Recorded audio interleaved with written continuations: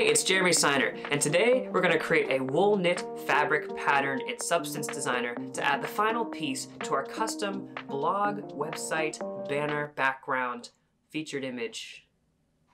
Let's get started.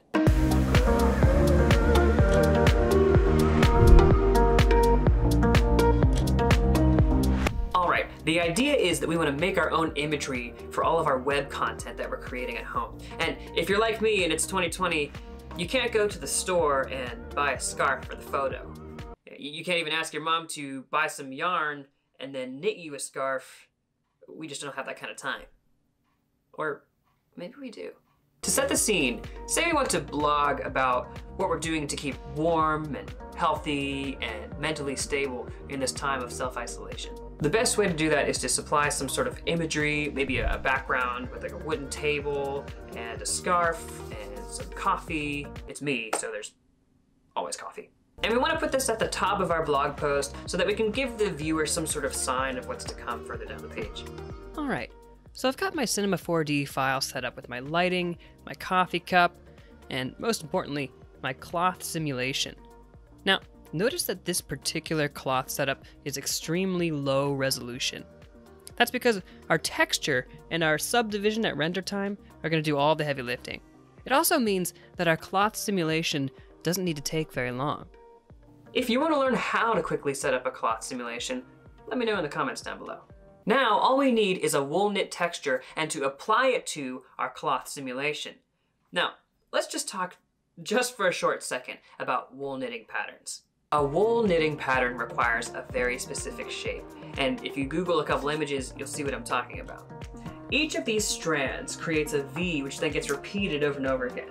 You create the V, you create the pattern. And because this is such a regular pattern, we can use Substance Designer's tile generator node to easily repeat our shapes.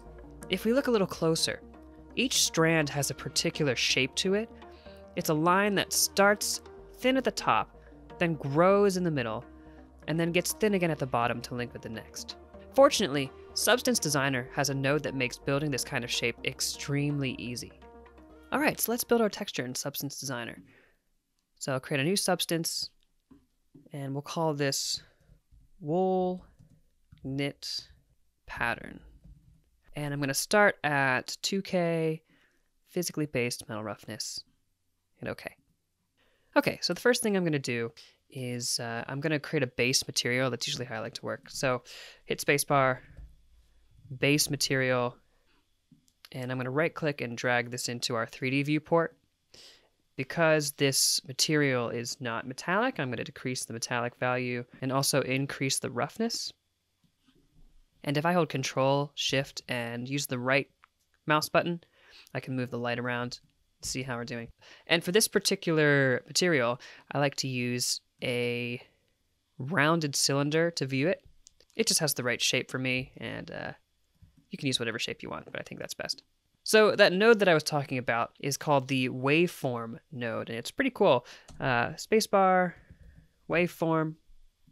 And so what I'm going to do is I'm going to take my wave number, I'm going to set it to 1, bring the noise all the way down and the pattern all the way down. And immediately you can see we start to have a shape that's kind of like what I was talking about earlier. It's just a little bit big. So let's decrease the size max and increase the size min. And samples just kind of increases or decreases the stepping or the quality of this particular node. I'm going to leave it all the way at the top. Okay, so we got our base pattern shape here. Next thing I want to do is blend it with another shape. So let's add a shape. And for the pattern, I want it to be hemisphere. And I'll add a blend node.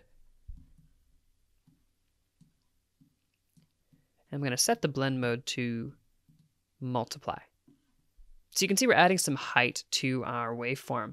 On the edges is where it starts to go underneath the other strands, and then when it reaches the middle, that's the main body of our strand, and that's what's going to stick out the most.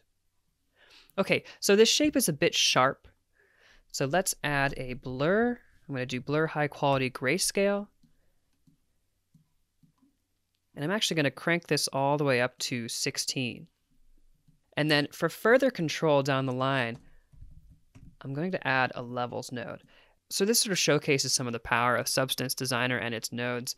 And one of the nodes that I use the most is this levels node. And that's simply because you can take these grayscale values and you can really modify and alter how much of them you see and really shape the shapes that you have into what you want to get. So if you move this mid-channel, you really get to shape what this particular shape looks like. And I'm going to leave it right about here. If you want some specific values from the levels channel, you can click this parameters button, this values button. And you can see all I've really done is change the level and mid to this long decimal pointed 0.6351 number. But really what it comes down to is just what you want this shape to look like. So now that we have our initial strand shape, it's time to start tiling it. And this is where Substance Designer gets really powerful. So we're going to add a tile generator. And we're going to pipe it into the pattern 1 input. And in order to get the tile generator to see what we're using, we'll go to the pattern setting and choose image input. So I'm going to get rid of the Y amount. And I'm going to decrease the X amount to about 5. And all the way at the bottom, I'm going to do this now. I'm going to go to the blending mode and I'm going to change it to max. And that really allows the shapes to sort of converge together, but not overwrite each other to become pretty much white. So there's a couple main settings that we're going to adjust in our tile generator, and they are rotation, scale, and interstice X and Y. The rotation parameter is going to rotate them like this. Scale is going to make them bigger. And notice how when they get bigger, they don't overwrite each other. So if we were back on add, you can see that where they intersect, they're going to do what the blending mode says, add, and become absolute white, which is not what we want. So max is going to allow us a little bit more freedom to play around and get the shape we're looking for. Scale does exactly what you think it's going to do. And interstice X and Y are really interesting. They do some really cool things to our shapes, and they're going to become really important in a minute because they're really what's going to drive this strand-looking shape to look like the way it's supposed to. So because Substance Designer is procedural, we're actually going to work ahead and then come back and adjust these properties later. So let's make some room. And I'm going to add a Transform 2D node. In fact, I'm going to add 2 Transform 2Ds. And I'm going to pipe the output of our tile generator into both of these Transform 2Ds, and I'm going to add a blend. Now, what this is going to let me do is use both of these Transform 2Ds to move the same shape, but then combine them together in multiple ways. And that's one of the cool procedural things about Substance Designer. So I'm going to change our blending mode to max lighten, same as our tile generator. And if I double click to have the blend in our 2D view, but then single click one of our Transform 2Ds, it's going to allow me to view the blend, but move the transform. And you can see what we're doing. We're moving that shape around, and we can have them start to interlink. So if I go to the corner here, and you see my mouse cursor changes to this rotation tool, and I hold shift, I can snap the rotation. So now it's completely vertical. I'm going to move this one to the left, and then I'm going to take my second Transform 2D and do the same thing, rotate it, hold shift, and we can sort of create this interlinking pattern. We're not really making that V pattern yet, so I'm going to take that middle Transform 2D and choose vertical mirror. So I'm back in my tile generator. I'm going to scroll down to the rotation.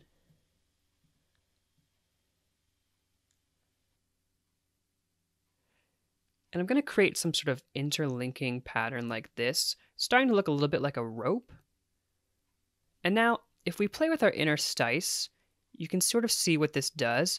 We're getting that shape where there's that small beginning part, and then it gets bigger, and then it gets smaller. But I want to adjust this interstice X value into the negative. So in order to do that in Substance, all you have to do is type in a negative number into its properties. So I'm going to say -2.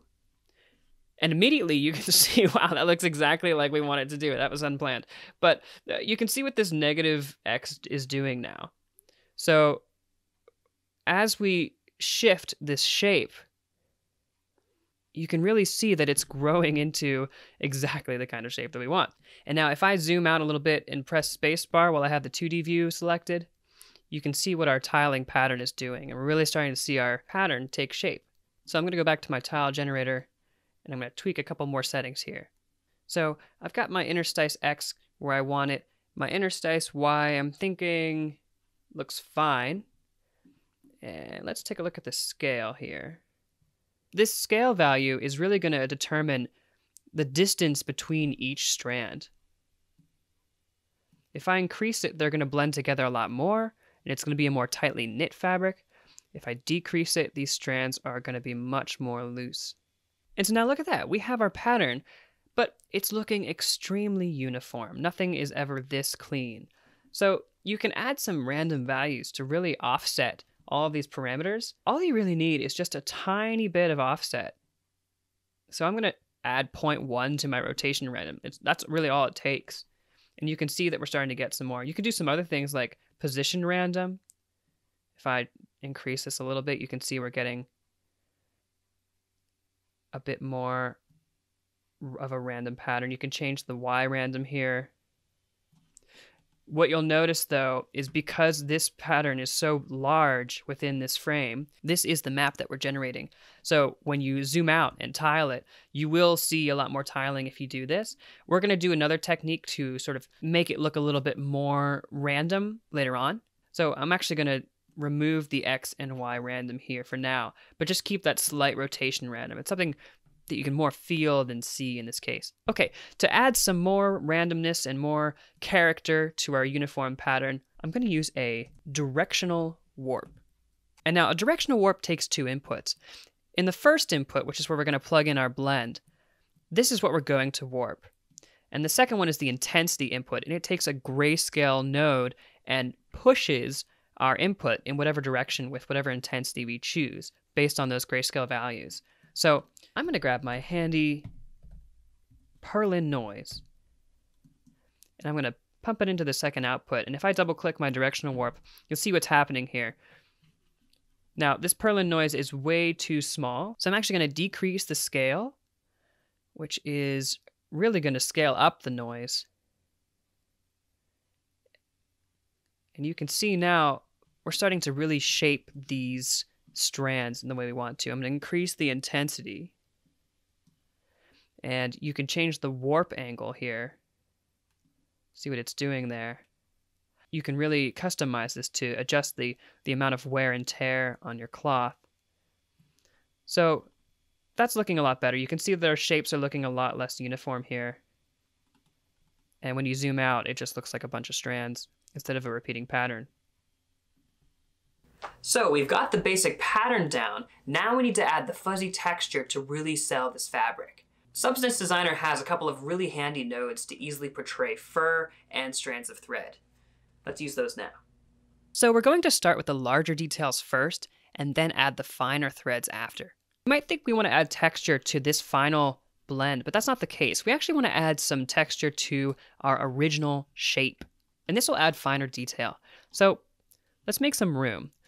Before our tile generator and after our levels, I'm going to get a creased node. Now, if I hit spacebar to toggle the 2D view back to just viewing our map here, you'll see the creased node gives us these really nice broad strokes. And so I want to add this to our mix here. I'm going to, first of all, get a transform 2D and add this in here. And then I'm going to get a blend to blend in our levels. I'm going to put the shape in the background, the transform 2D in the foreground, and I'm going to change the blend mode to subtract. And I take the opacity down. And I'm going to take my transform 2D and I'm going to rotate it again. So I'm going to hold shift. And because we're dealing with this single shape, and this shape is going to be tiling using the tile generator, I'm allowed to sort of stretch this out a little bit. I'm going to stretch it out on the horizontal axes and move it around a little bit. And to see what I'm doing here, I'm going to pipe this into our tile generator. And so now if I go back to my directional warp, you can start to see what we're doing here. We're adding in some character, some sort of fuzzy furriness to our strands. And I think that's actually a bit too much. So I'm really going to bring down the opacity quite a bit here. And while I have this node double-clicked and into our 2D view, I'm going to single-click this transform 2D and sort of move it around until I get the look that I'm going for. Now, you can also rotate this node.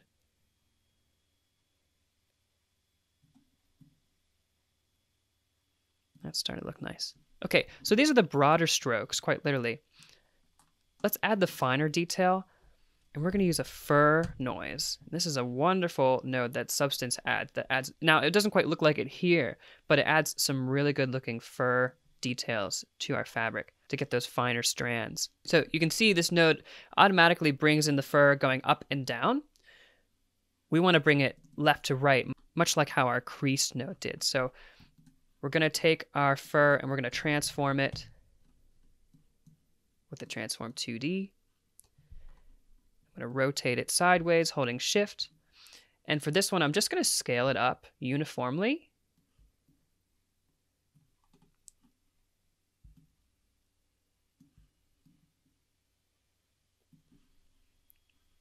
And I'm going to add it into a blend. So same thing as before, I'm going to take the output of our shape and put it into the background. And then I'm going to bring our fur into the foreground, and I'm going to blend it using the min darken blending mode. And if I just decrease the opacity here, you can see what it's doing.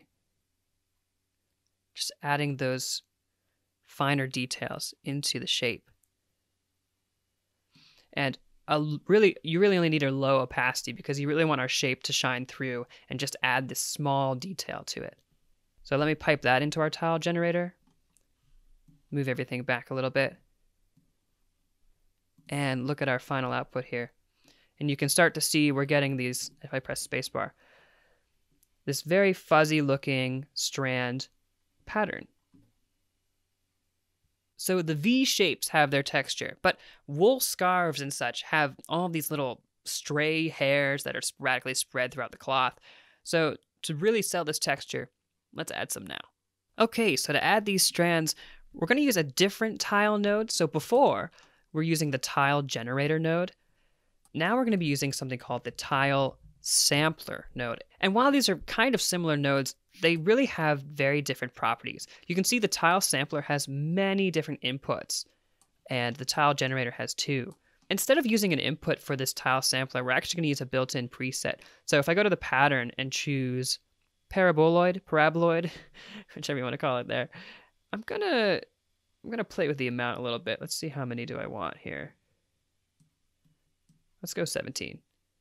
You can basically choose how many hairs you want. In this case, I'm not going to add too many, but if you want to go crazy, go for it. So what's really going to make these hairs is severely decreasing the size of the X and heavily increasing the size of the Y. So let's add an arbitrary value. Let's say something like 40. And maybe that might be too much. We'll see. And now we just need to add some randomness. So let's just change our position random, which is actually, that's a pretty cool effect, and rotation random. Now you can start to see we're creating these random strands here, these random pieces of thread. We can adjust our scale random here. So not all of our threads are the same thickness. We can adjust the position random some more. Really create some random patterns here. While I'm looking at it, actually, our scale is looking a bit too big. These are too thick. So I'm going to take it way down so that these random threads are more like a suggestion than overpowering the whole thing. There are many scarves, depending on how much you use a scarf or some kind of wool knit cloth, where these threads start to overpower the whole thing. So depending on what kind of wear and tear you're trying to add to your cloth, you can really adjust that here by the scale. I'm also going to alter the size randomness of the Y. so that some of these strands are not quite as long as the other ones. I'm just going to bring it all the way up here. So now that we have this sort of scratchy looking pattern, which if you're looking to add some wear and tear into metal surfaces, this is probably a good way to do it. Let's turn this into strands of thread by adding another directional warp. And I'm going to add another purlin noise, and I'm not going to use the same purlin noise because I want to use a different scale value. So purlin noise, let's pump in the tile sampler into the input, purlin noise into the intensity input, double click to see what we got here. Now immediately you can see what's going on. Let's change the scale down.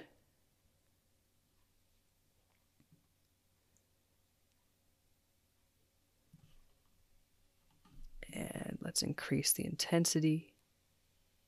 Now, if you increase the intensity too much, you're going to start getting some artifacts here like this. So just adjust the warp angle. Really just play with that intensity value to get something that looks a bit random. And remember, you can always increase the intensity to more than what this property shows. But you don't want to go too far because then you start getting some really strange artifacts. It's looking pretty good. And to add a bit more control to this, I'm going to add that handy levels node. And this really lets you control how much of this you want to see in your pattern. You adjust the lightness and darkness values. If anything, I suggest playing with the levels node on pretty much everything that you do. You can really get some fine control on what you get.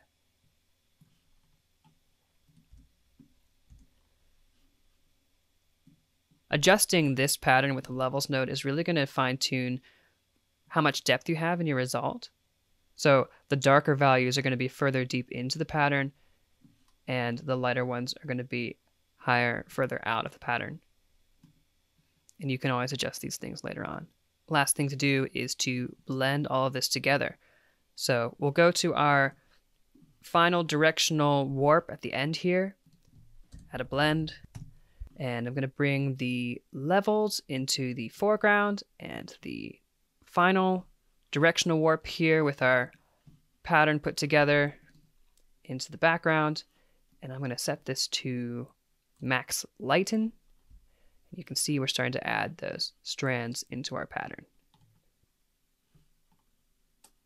Now, as it stands, this texture is pretty big, meaning that our V-shapes are so large that our normal map isn't going to produce that much detail without over-cranking the intensity.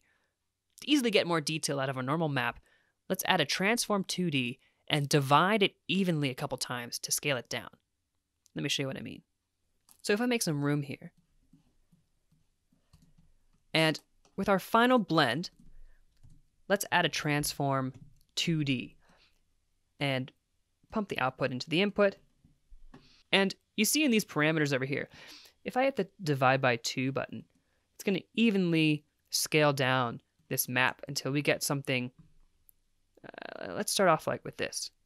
Now, we haven't been using our 3D view very much in this tutorial. I highly recommend that you pump in what you're doing into your base material so that you can see what you're doing as you do it in 3D. However, because this texture is so specific and it's really quite visual in the 2D view, we haven't been using it too much. So to see what we're doing in 3D, let's pump it into our base material.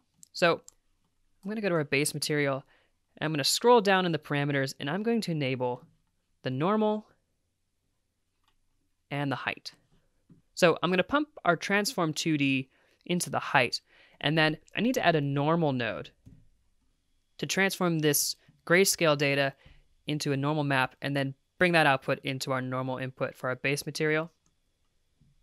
So if I move around in my viewport, left click to rotate, middle mouse button to pan around, and I use the mouse wheel to zoom in, and then shift, control, and right click to see what's going on by moving our light.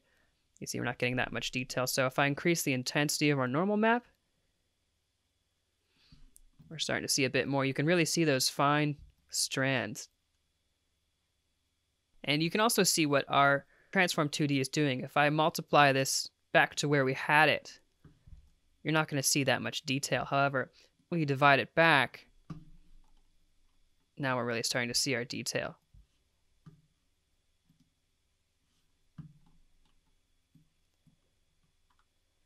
That's looking pretty good. So the one thing that really makes this texture pop is ambient occlusion. So if I go to my base material and I enable the ambient occlusion input, and I hit spacebar and I type in ambient occlusion, and I pump in this final transform 2D into that and really dial down the height depth here, and bring this into our ambient occlusion input in our base material.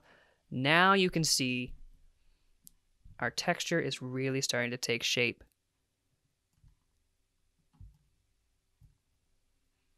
It's amazing what the ambient occlusion map does to really give this depth.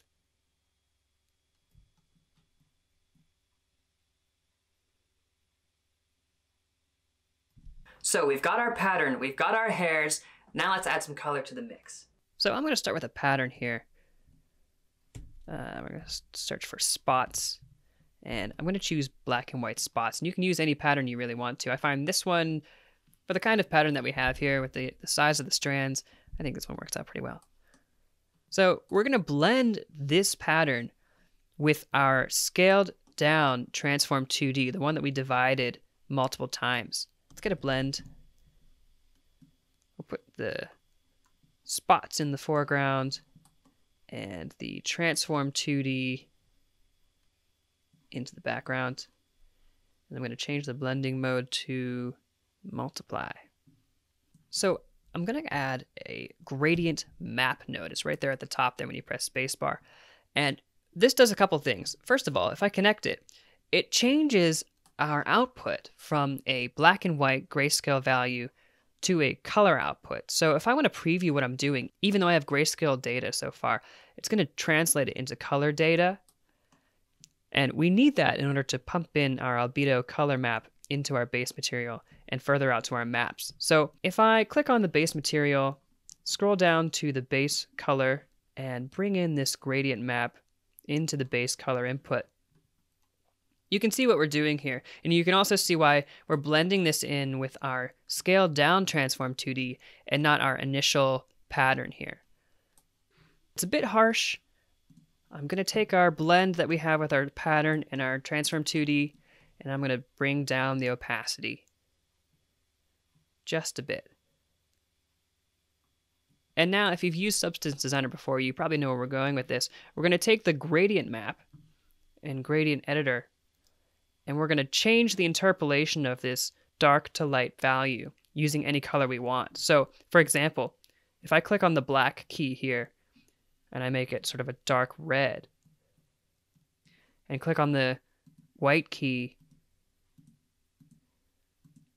and sort of make it a lighter red, you can see that our dark to light values are mapped to this. Really what I recommend here is finding an image and choosing those dark to light values and really not using that many keys, because if you pick a gradient, you're going to find a lot of strange artifacts are going to happen in your albedo map. Really all you need is just a dark to light mapping. So I'm going to clear this, and instead I'm going to find a blue value. I find that the blue color really matches what scene I'm doing in Cinema 4D. So let's find some blue keys here.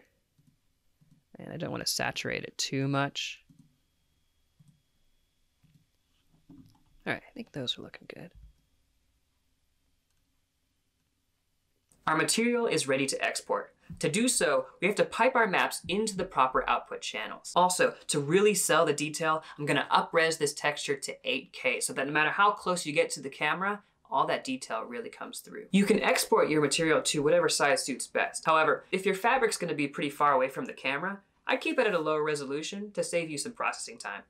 Okay, so to save our outputs, let's make sure we have every single one that we need. So in our base material, you'll see that it automatically collects all of our outputs for us. So we've got our base color, normal, roughness, everything. Because of the template we chose, it already has a bunch of our outputs here. So we've got our base color. Let's just start hooking everything in. Base color, normal, roughness, metallic. Now, we see we have our height, but we don't have our ambient occlusion map. Let's add one here. So if I hit spacebar and type in output, and we'll choose the identifier, we'll say AO for ambient occlusion, and I'll change the label to ambient occlusion. And then on the usage, I'm going to add an item here, RGBA, and find ambient occlusion. And now if I pipe in the ambient occlusion map, there we go. And one check that I like to do, if I right click anywhere in the graph editor and I choose view outputs in 3D view, nothing should have changed here. And that's good because it's just shifting from our base material to our outputs, and we have exactly the same thing that we've been working on. So to change the resolution of your substance file, I'm going to click on the wool knit pattern graph specifically here and go to the output size, and you can see it's 2048 by 2048. That's 2K. If I just increase the width to 13 times and 13 times, now we're at 8K. You can see it takes a second to render on my computer here, but as soon as it's done, if I zoom in here, you can see the incredible amount of detail that we now have.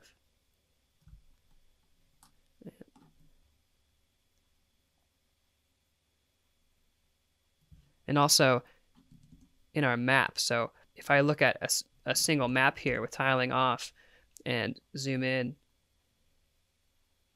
you can see the crazy amount of detail that we have in our ambient occlusion map. So to export our maps, go to the graph in the Explorer and right-click and choose Export Outputs as Bitmaps. Choose the location. Make sure that all the outputs are checked, including our additional ambient occlusion AO pass, and choose Export Outputs. All that's left to do is input our maps into our render engine, apply the texture, adjust some of the size settings,